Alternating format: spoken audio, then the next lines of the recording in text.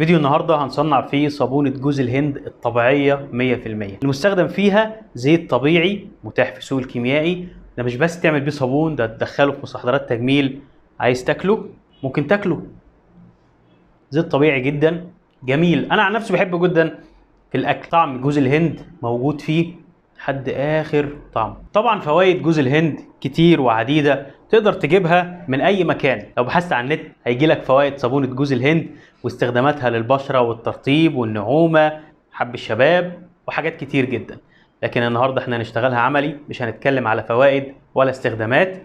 نطلع فاصل ونرجع تاني عشان نعمل صابونه جوز الهند. انا احمد فتوح وده معمل الكيميائي.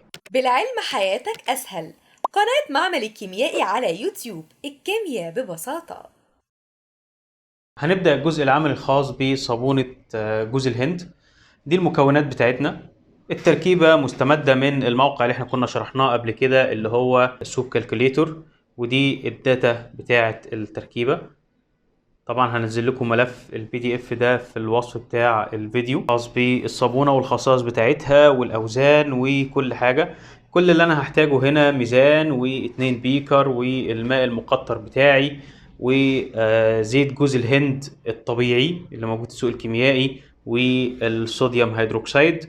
طبعا ده ووتر باث بس عشان زيت جوز الهند اقدر ان انا اخليه في حالة سائلة بدل الحالة الصلبة اللي بيتواجد عليها، وده زيت جوز الهند الطبيعي. ابدا البس اللاتكس عشان طبعا احنا هنشتغل مع صودا كاوية. صودا كاوية معروفة طبعا ان هي مخرشة جدا للجلد عشان هي شرهة جدا للماء. هبدا اوزن زيت جوز الهند. انا محتاج عشان اعمل تقريبا نص كيلو صابون جوز هند محتاج 300 جرام زيت جوز هند. كده نكون وزدنا 300 جرام من زيت جوز الهند. هضيف زيت جوز الهند في ووتر باث، مجرد بس ان انا اوصله للحاله السائله. عبال لما يجهز زيت جوز الهند هبدا اجهز محلول الصودا الكاويه. احط البيكر بتاعي، اصفر الماء المقطر، هوزن منه 114 جرام. طبعا لازم اضيف الماء الاول. 114 جرام من الماء. هضيف من الصودا الكاويه القشور التركيز 98%، وزن 52 و22 من 100 جرام صوديوم هيدروكسيد قشور. ضيف واحده واحده. طبعا لازم يكون الانف بعيد عن الابخره اللي طالعه من ذوبان الصوديوم هيدروكسيد مع الماء، هام جدا. يفضل طبعا لو هنلبس كمامه ونلبس نظاره.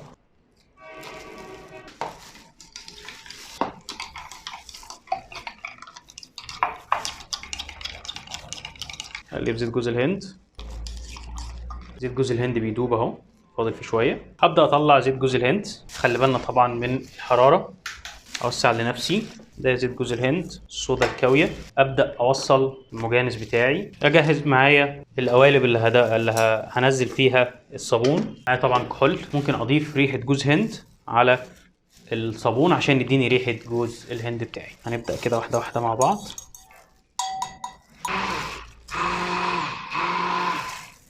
هبدأ أضيف الصودا الكاوية على الزيت واحدة واحدة مع التقليب.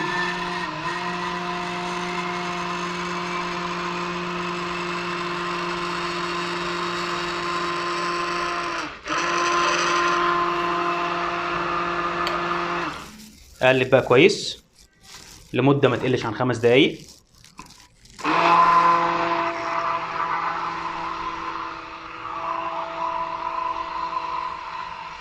خلي بالنا وانا بقلب هلاحظ ان اللزوجه بتزيد. اول ما الاثر يظهر، الاثر يعني اول ما ارفع الساق اللي بقلب بيها يظهر اثر النقط اللي نازله دي على السطح بتاع الصابون. اول ما يحصل كده هبدا اضيف ريحه جوز الهند.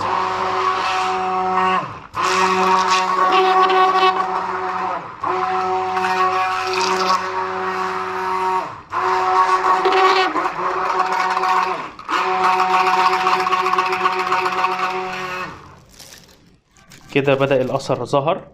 هبدأ أضيف الريحة سريعا.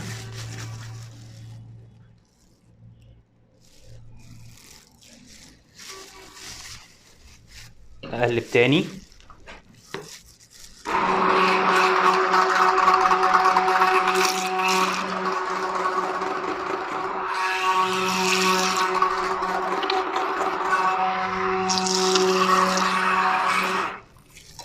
طبعا انا لو عايز اللون يبقى ابيض ممكن احط اكسيد تيتانيوم، هيحول لي اللون ده للون الابيض. خلوني هجربها لكم على نص الصابون، احط لكم اكسيد تيتانيوم على الجزء الثاني.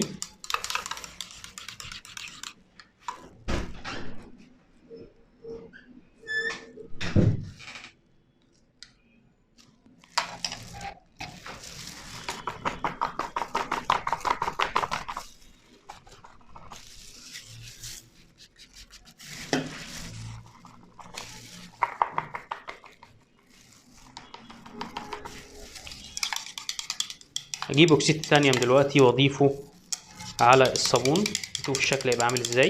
اكسيد تيتانيوم باودر، شايفين طبعا اللون بقى لونه ابيض. هو الموضوع ده اختياري، يعني انت لون الصابونه تقدر تعمله باي لون انت محتاجه. شايفين طبعا الشكل بقى كريمي ازاي بعد ما حطينا اكسيد التيتانيوم. كده خلصنا صابونة جوز الهند الطبيعية 100% بزيت جوز الهند الطبيعي المتواجد في السوق الكيميائي. زيت جوز الهند بتاعنا تقدر تاكله لان هو طبيعي 100%، وتقدر تستخدمه في صناعة اجود انواع الصابون الطبيعي للبشرة، عالي الرغوة عالي الترطيب. عملنا النهاردة 500 جرام صابون جوز الهند، استخدمنا فيهم 300 جرام زيت جوز هند، 114 جرام مية، و52.2 صوديوم هيدروكسيد، وحطينا بعد كده ريحة جوز الهند المتواجدة برضو في سوق الكيميائي.